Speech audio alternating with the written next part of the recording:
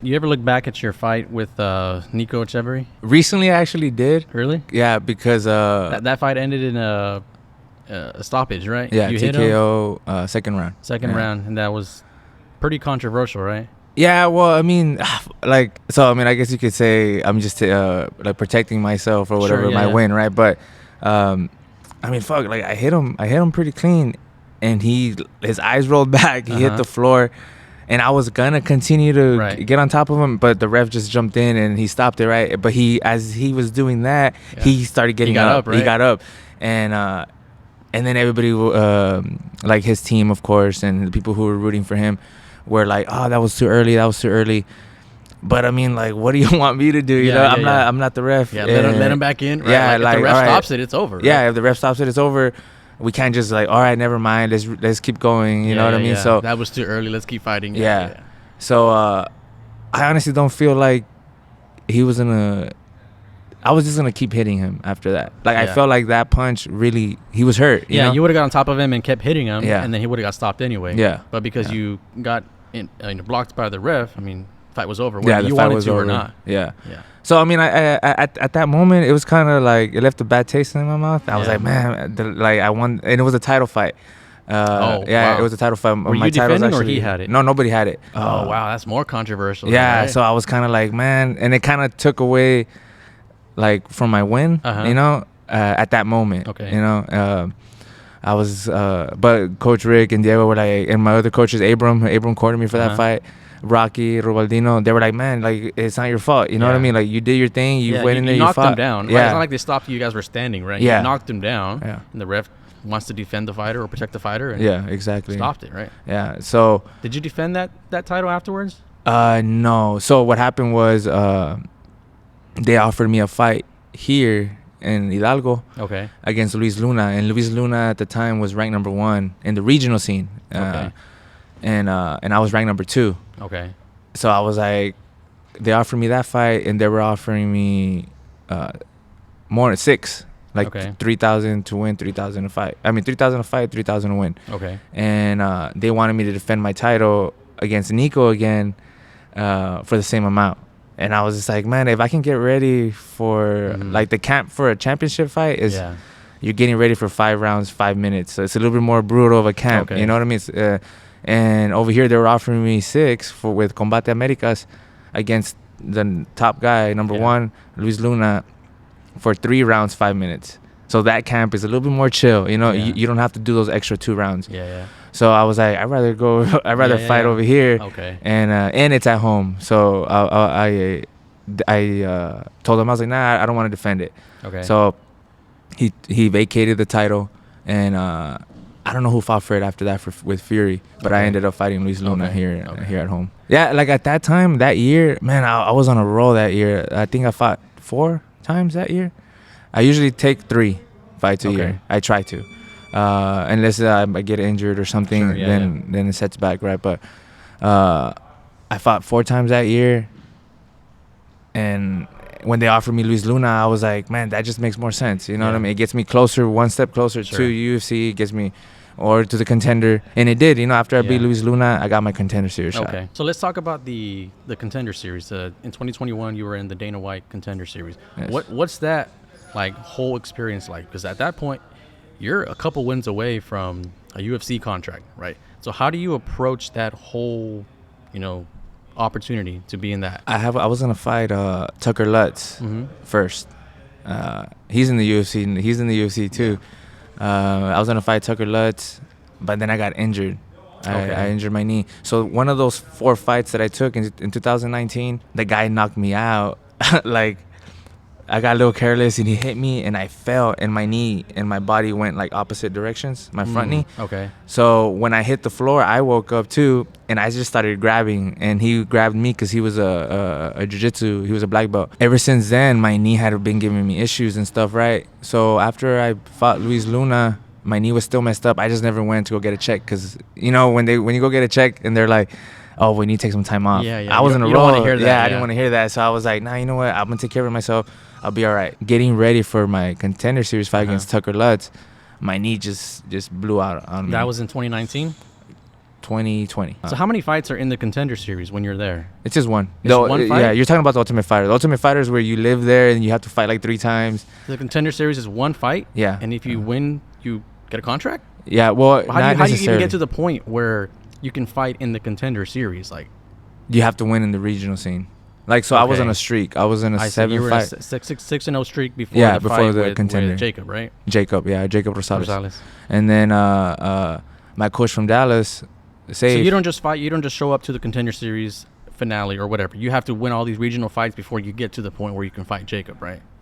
Yeah, well, you have to win all these regional scene, and then they see you. Like, you start making noise, you know, like people start posting you, the MMA media and all that. So then they start scouting, like, who are the best people in the regional scene at that time. And then they gave me an opportunity to fight in the Contender Series. I see. And I was getting... And that's one fight, right? One fight, okay. Yeah. And you're pretty much just... it's like an interview. There's no fans. It's all quiet in there. It's just Dana White and the matchmakers. Wow. And your corner and his corner, and then you and him.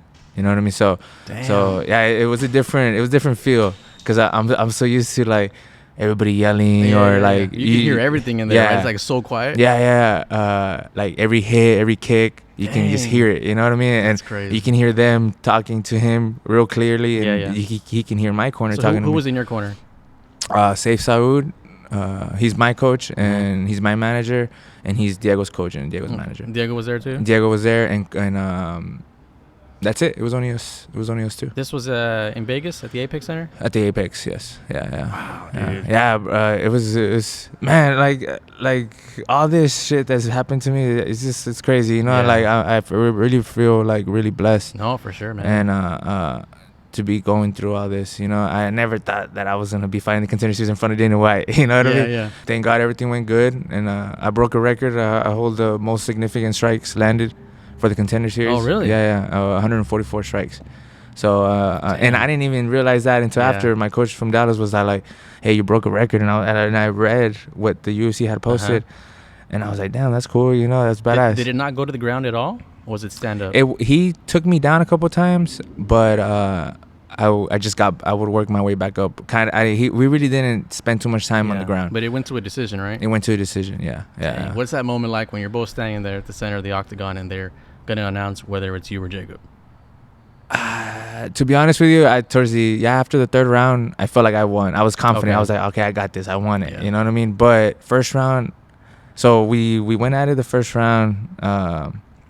He knocked me down towards the end of the first round with, like, I think it was a 1-2, like right down the middle. And he hurt me and I fell. He got on top of me, but then the bell rang. Walking to my corner, I was like, fuck, okay, I already lost the first. All right, I need to win second and third. I need to, because he stole the first from me. Yeah. I felt like I was doing good in the first, and then he stole it with that knockdown, and I was like, damn, okay, I'm down 1. So going into the second, I had to do something, you know. So he started shooting in for the takedowns, trying to take me down and stuff, but I was landing a lot of my combinations on him. I would work my way back up, defend the takedowns, and I knew going into the third I had won the second, and my coach had told me too, we need to do something this round, you know, you need to win this round. Right now it's 1-1. So I was like, okay. And then third round, I took him down towards the end, and I feel like that kind of like sealed it for me. And but I mean, the fight was close. The fight it was a good fight. Like I have, like, me and Jacob, we threw down, you know. Like I remember that fight really well. Right. Did you get to meet Dana White? Yeah. He actually gave me one of his bottles of the Howler. Oh, really? Yeah. And he gave me a shirt. He gave Diego a shirt. But I gave the bottle to Diego. I was like, man, I ain't going to drink that. And Diego doesn't drink that either. It's too strong. Yeah. But he has it there in his house, like the bottle and stuff. I was like, damn, that's pretty cool. And I actually have a picture of him talking to me. Diego took it. Yeah, me and Dana White are talking, and Dana White's telling me that I broke the record. And I was just like, damn, that's badass. So they're counting the strikes right there? Like, as the fight's going I guess on? the fight's going on. They have people who take care of all that. That you had broke the because he announced it. He announced it after all the fights were done. Dana White does like an interview, and he announced it there. Okay. That I broke the record, and then when he walked out from his interview, all the winners were like lined up, and he saw me. I was the first one. 'Cause I was the first fight. Okay. And then he started talking to me, and he told me, he's like, "Hey, you congratulations on your record. You know, you broke the record and this and that." Wow. And I was like, "Damn, that's badass." That's cool, man. Yeah. It was a great experience, Yeah. you know, and I'm just grateful that I went through all that, you know. So you win the fight, you get a UFC contract. Yeah. At that moment, what is that like? Do you start to think about how you started and now you're literally in front of Dana White getting a UFC contract? Like, does all of that upbringing come to that one moment where you're just like, wow, like I made it? Yeah, I did feel like that, but now it's like, okay, shit. And now I got a full lineup of guys in the UFC that are killers now, you know. Right. So it's like, yeah, I made it, but I haven't made it just yet. No, you know I what I mean? Like, but I did feel real relieved. Like, oh, okay, damn, I everything like that I've been belong. working for. Yeah, man. Okay, now that you said that, like, I belong. I don't feel like that 100% yet until I get my first win in the UFC. Then I'll feel like that. Wow, man. Yeah. I was hoping I would beat Leavitt to get that confidence. Mm-hmm. Like, all right, I belong here, you know, and I can compete with these guys. Yeah. But it didn't go my way, you know. So I mean, that's fine. But when I want to get that first win, so I can kind of like, all right, I belong here. Okay, you know? So let's talk about that Leavitt fight. Okay. Your first fight ever in the UFC, which was right after you win the Contender Series, you get the UFC contract, and you fight Jordan Leavitt. Yeah. He's already fought 6 times in the UFC before you fought your first time, right? So what is your mentality going into that fight, knowing that you're fighting an experienced fighter, right? Somebody who's already fought Luke Flores, who you fought before. This guy, does the amount of experience he has, does that psych you out? Like, damn, like, should I be here? Do I got to go do something that I don't normally train for because he's an experienced fighter? Like, how do you approach that fight? Well, I have more fights than him. When I fought him, I have more fights on my record than he does, but he does have more experience in me in the UFC cage. In the UFC, right, right. So, and I did feel that when we started our fight. We shook hands and stuff, and then we were moving around, and I remember real clearly, like, this thought ran into my head, like, man, this guy's already comfortable, and I'm not. And I was thinking to myself, during the fight, you're thinking that. Yeah, I was like, I'm falling back. Like, I need to catch up. I need to do something, because he felt, to me, he looked real comfortable right away, and I felt like I was fighting with my head, with myself, fighting with yourself and him too much, you know. Wow. And I was kind of like hesitating too much on my strikes, and I was trying to, like, catch up to him. But, I mean, it all comes with the fact that he's been there more times than I have, you know. But, I mean, that's no excuse, because once you get in the UFC, it's like you're fighting nothing but the best. Right, you know? Right. So there's nobody in there that doesn't belong. Right? Yeah. But, shit, I mean, he had just fought Paddy Pimblett. In London. Oh, that's true. He came off that loss and stuff. And so I knew he was going to come out to win, you know. Yeah. And we knew that, too. We're like, all right, he's coming off that loss. He wants to get a win. You know, get back on the winning column, and I was coming off a 7-fight win streak. Yeah. You know, so I wanted to get that win too, because I wanted to add the 8. Yeah. But I mean, it didn't go as planned. But it's all good. I mean, like I took it hard that night, but then I was just like, man, fuck it. You know, I'm here. Like let's get ready for the next one. So you're born and raised in the Rio Grande Valley in Pharr, Texas. Correct. You went to school in Pharr, BSJ North. Do you feel any pride? Like, not that a lot of people don't make it from South Texas, but it's a very small pocket in the United States. Do you feel pride going up to Vegas or going into the Contender Series, fighting out of, like, Pharr, Texas? Is that, like, you feel any, I'm not going to say pressure, because it's no pressure, but, like, wow, like, I'm coming from Pharr, Texas to go fight. Hell yeah, like, I mean, I love Pharr, you know, this is my hometown and stuff.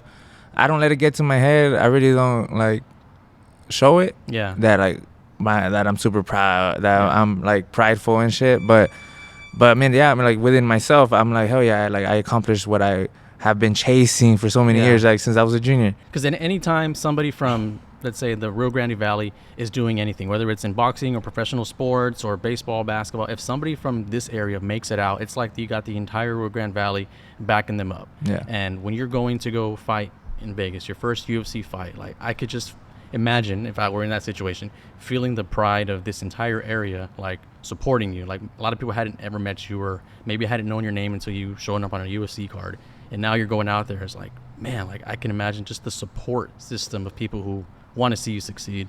Yeah, well, man, that Valley's always been supportive. Like, everybody that I went to high school with have been supportive with me, like, since the beginning, since STFC.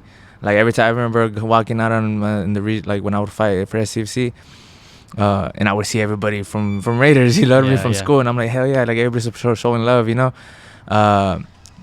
But when I fought for my first UFC fight, it wasn't just them. It was like you said, like everybody was sending me messages and stuff, and I was like, hey, that's pretty cool that everybody's showing love and supporting, you know.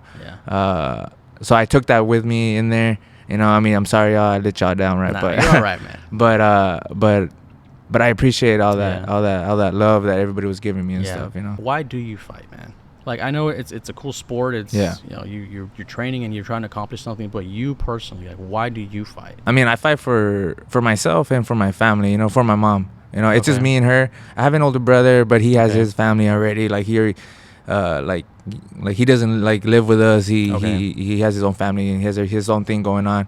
But I mean, for him too, you know, like I want to give back to my mom, especially, you know, financially and everything. Shit, how badass would it be to just be like, hey, like, I got you, you know, let's go over here, let's go over there, you know. And that's what I want to give her. At least, man, she retires in 2 years. Okay.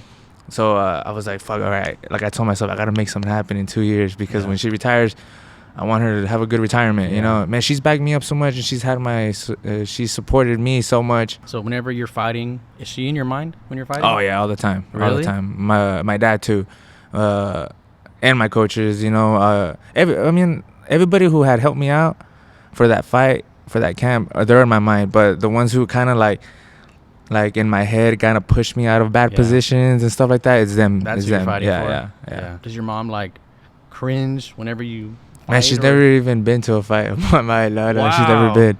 No, she's scared to see her son get hit. Yeah, or just what she doesn't want to see.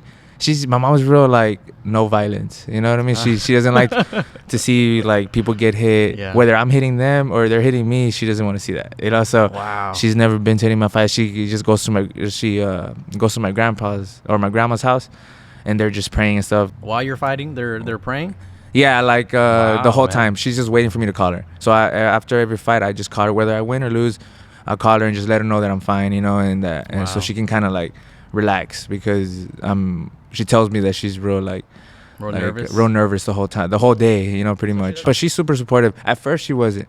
At first, she was like always mad at me because I was doing this and like, you're just wasting your time, go to school, blah, blah, blah. But and then she saw that I was in it, you know, like I wasn't just doing this half-ass, you know. I was like putting in the work. I was always showing up. She would see me at home, like she would have like munchies or like Mexican moms cook, you know what I mean? And I'll be like, no, I can't eat that. You know, I got to eat this because I got to cut weight. And so she started seeing that I was like taking it very serious and I was in. And then she kind of like, all right, you know, like I'm gonna support you, you know, and she has been, and not just with fighting, like and she's real supportive with everything that I do. So you mentioned your father. Would he be proud that you do this for your mom and your brother? Oh hell yeah. And I know he is. He is. Yeah. But he didn't want me to fight either. At first he would tell me, nah, I want you to go to school. Like he always wanted me and my brother to do better than he did, right? And of course, any father would want that, right? I don't have any kids, but I'm sure when I do, I want my son or daughter to be better than I was, you know. And but then he passed away, and I kind of had a little bit more of like a leeway with my mom, you know. I was just like, you know what, I'm gonna do it. But I know now, like I know for a fact that he's probably like, damn, this fucking guy, you know what I mean? That's like my kid. Yeah, like he's in the UFC and shit, you know. So I mean, that's cool, you know. Yeah. Like, did he instill something in you that no matter what you did to look out for your mom? Like, was that something you got? Yeah, he would always tell me and my brother, like, because he got really sick, and he would always tell us like, hey, like, whenever I pass away, you know, make sure you guys take care of your mom and you guys are there for her and shit. You know, he was a good husband, he was a good father to us, and he would take care of us. We never needed something because he would always provide, you know. But that's one thing that he would always tell us: don't, like, when I leave, you guys make sure you guys are always with your mom, take care of her. Don't just leave her, like, you know, and just go on and do your life and you forget about her. And so that's one thing that I've always done. I'm always gonna have my mom by my side and shit, you know. For sure. Yeah. Wow.